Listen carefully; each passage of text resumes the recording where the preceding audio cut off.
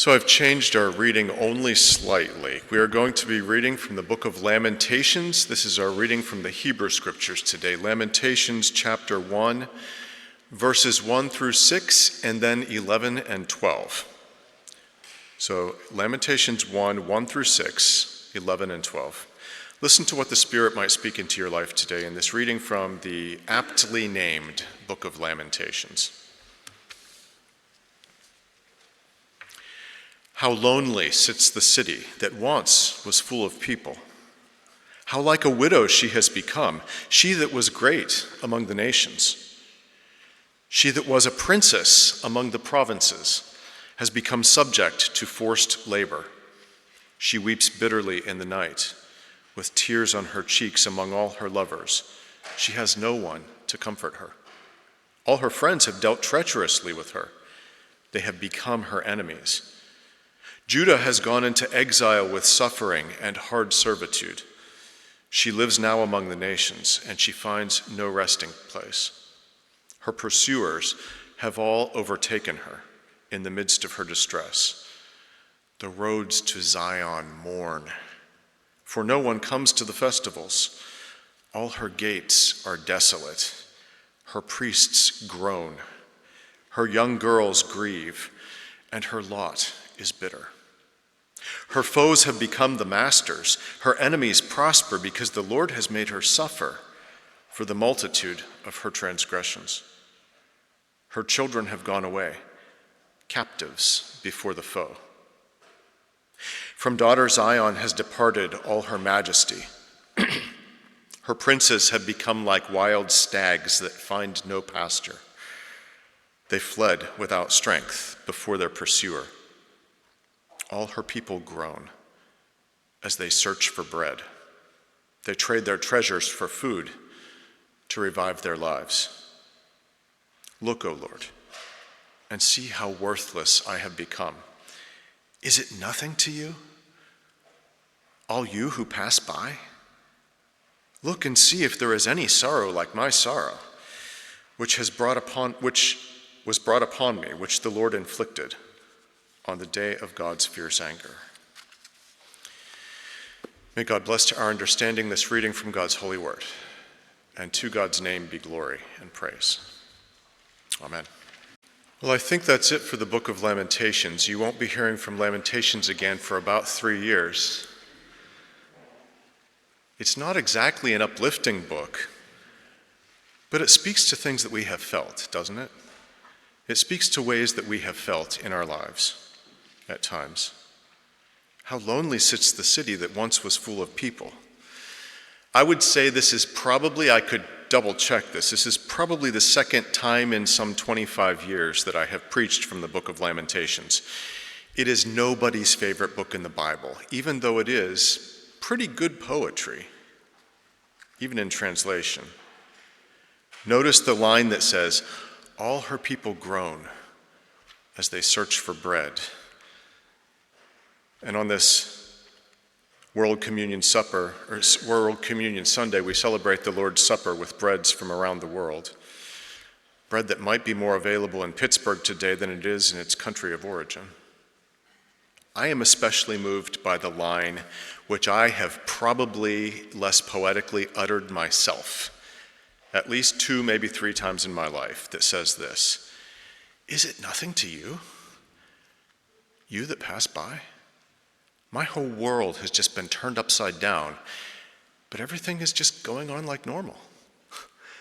People are just living their lives all around me, not noticing. Have you not had a moment like that? Maybe 2 in a lifetime, maybe 3, when you felt like everything was in ruins and the world just kept being the world, doing what it does. My grief, my fear, my hunger, my isolation. Is it nothing to you, you who pass by? Lamentations tells of a desolation that most of us have felt at least once or twice in our lives. It's a lament that comes from all corners of the globe today. Actually, I guess the globe doesn't have corners. From all places in the globe. In the hour of desolation, when the afflicted look around astonished that life can go on as usual for the rest of us, our calling is to stop the world, to notice, and to sit in the ashes with those who grieve. Stop. Stop the world and sit with those who suffer. On this World Communion Sunday, we celebrate Christ's call to be peacemakers. I hesitated to tell this story, but you've probably heard it in some way or another by now. 21 years ago, this past September, a car was waiting for me in the parking lot as I did my ordination exams. Ordination exams are like the bar exams for attorneys. If you don't pass them, you're not employable. And they were only offered back in those days every 6 months, twice a year. And so if I didn't take the exams right then, and if I didn't pass them right then, I would have 6 more months before I could be employed. And that was out of the question 21 years ago, as I was starting to have a small family to support. Our first child was going to be delivered by emergency C-section that very day. They could not put it off a day longer. 4 months premature. Michelle asked if they couldn't wait until I was done with my tests so that I could be present. The doctors grudgingly agreed, but the situation was dire for mother and child alike. I am proud to put a humble brag into this part of the sermon that I did pass all 4 exams, which were graded by people in Louisville, Kentucky who did not know of me or my problems, and so they did not pass me out of pity. A classmate was waiting at the classroom door, and the second I put down my pencil, she hauled me off to the car and to the hospital. It's been 21 years, and I'm not going to tell you still about the intervening hours, the shock, the numbness, the powerlessness. Let me skip to the part that is relevant to this sermon today. There were factors that made September 18th, which is a day we now celebrate, but which made the first one the very worst day of my life. First, there was a smug guy who was far too happy and far too matter-of-fact who kept insisting that he was our doctor. I knew he was not the doctor. I think he was a resident. But he was just a little too breezy for my tastes, and he didn't listen to any of our questions. Second, I'm pretty sure my mother is not watching today. Second was my poor mother. As I look back on the events of that day and the whole drama that was unrolling, I realized that my mother was unintentionally supplying comic relief. But I can only laugh in retrospect. My mother was driving in from Canton, Ohio, in the days before we had talking maps on our phones, and she kept getting lost and calling me to ask me where she was.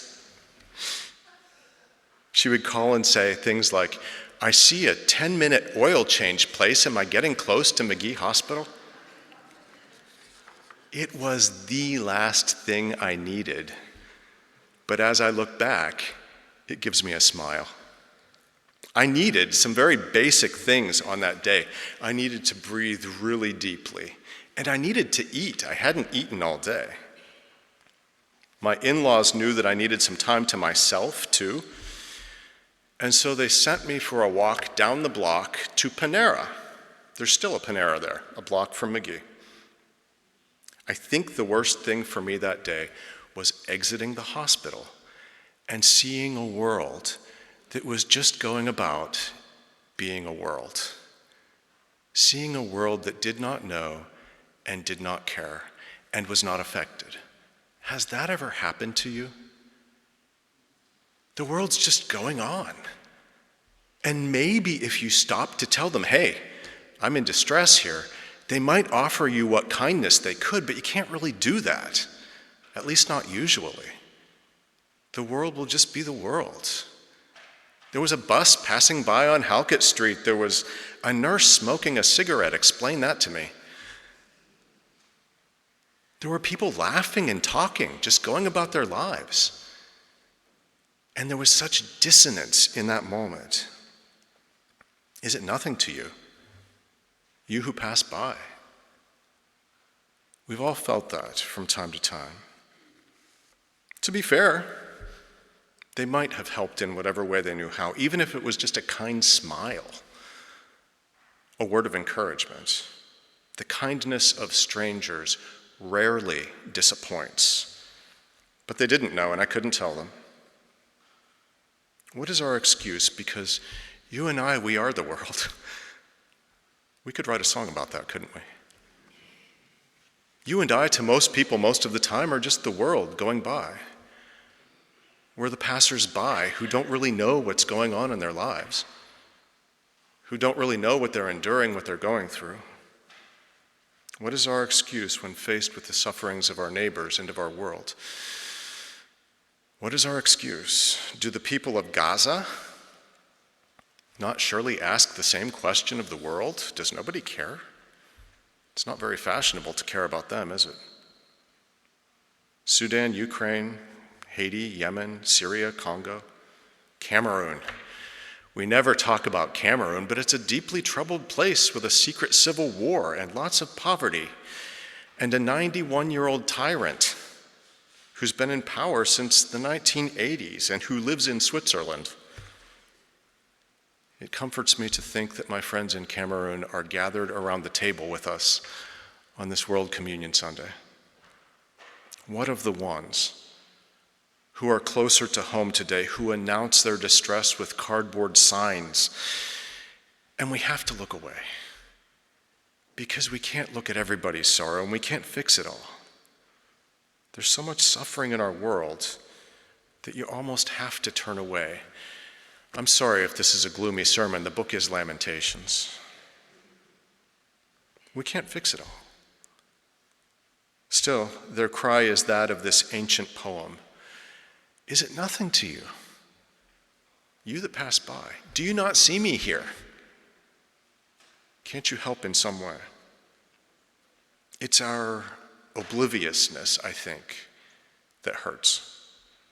Yet our calling is to, when possible, see the world's pain, to hold it in our embrace, to sit in solidarity with those in need, to see and to attend.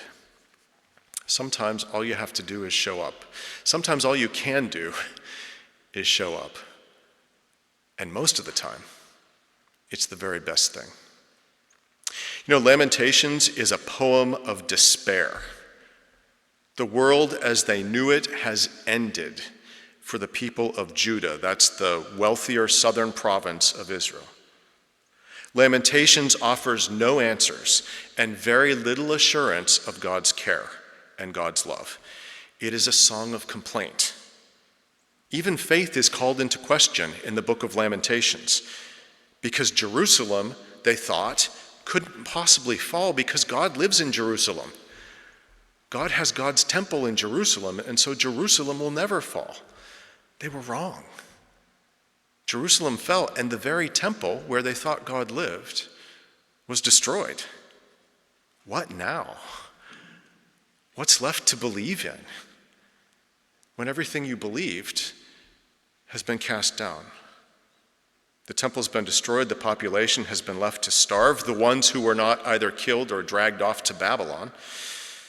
The armies of Babylon laid siege to Jerusalem for 18 months, inflicting terror and hunger.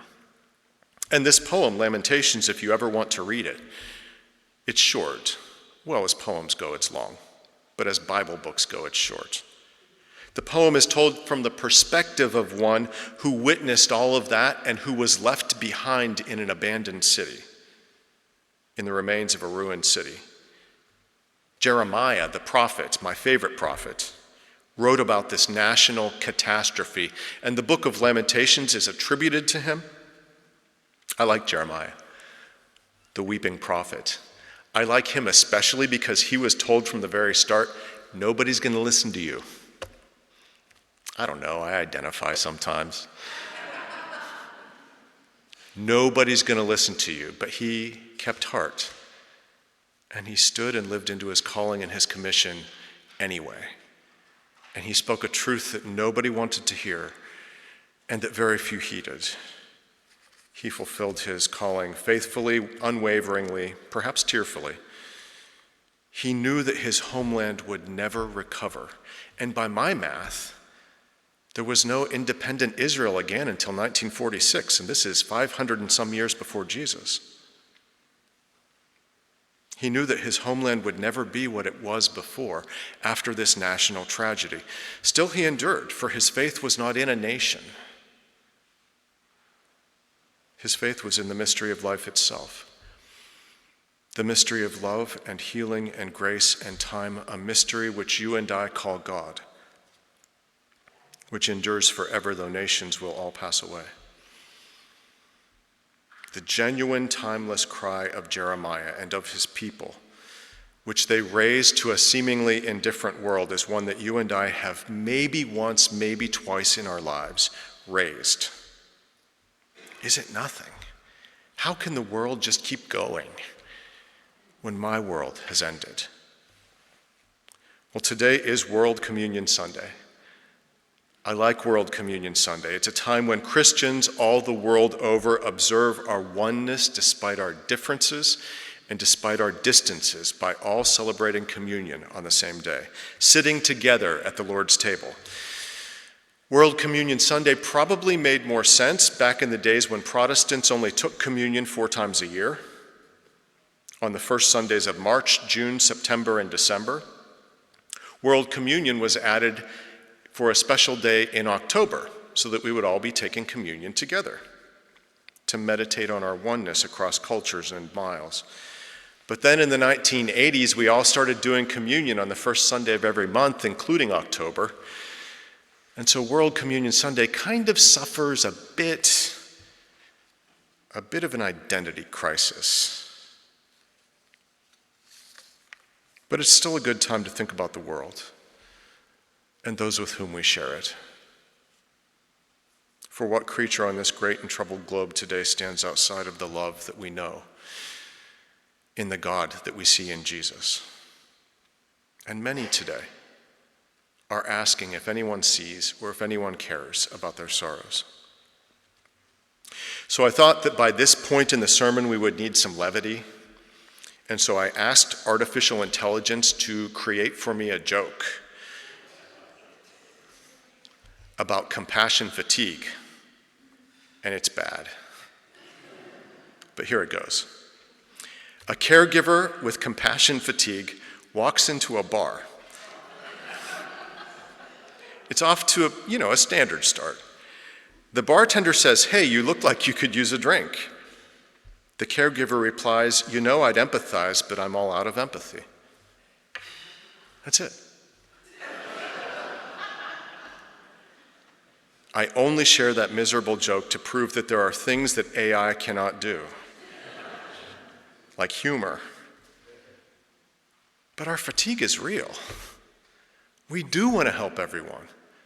We do want to see everyone's pain. We do want to fix everybody's problems.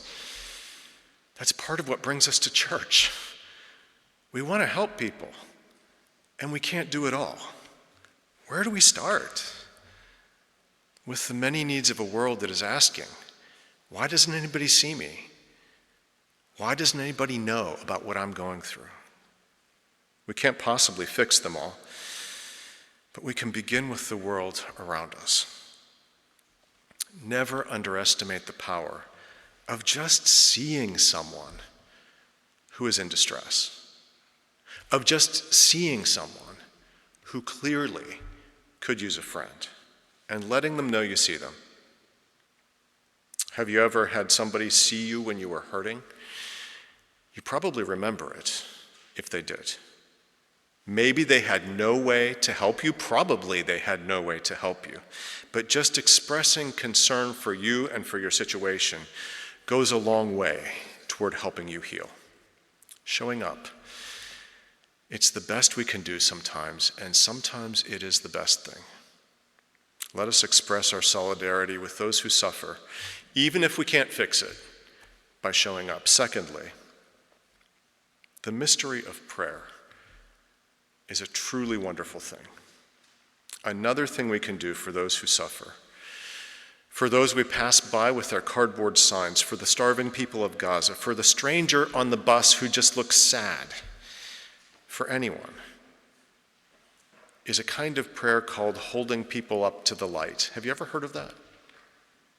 Holding people up to the light. All you do is you sit with whatever joy, whatever hope, whatever love, whatever promise you have in your own life, whatever peace, and you dwell on what's good in your life, and you mentally send it to them.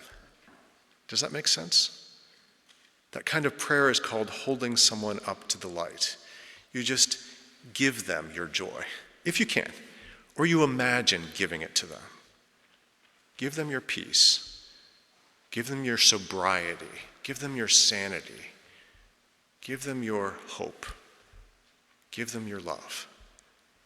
You take it from yourself, you give it to them, and you never run out, because the more you give, the more you have. You just share it. It's called holding someone up to the light. Does it work? I think it does. I did it once for someone I honestly didn't really like. It was not someone in this church.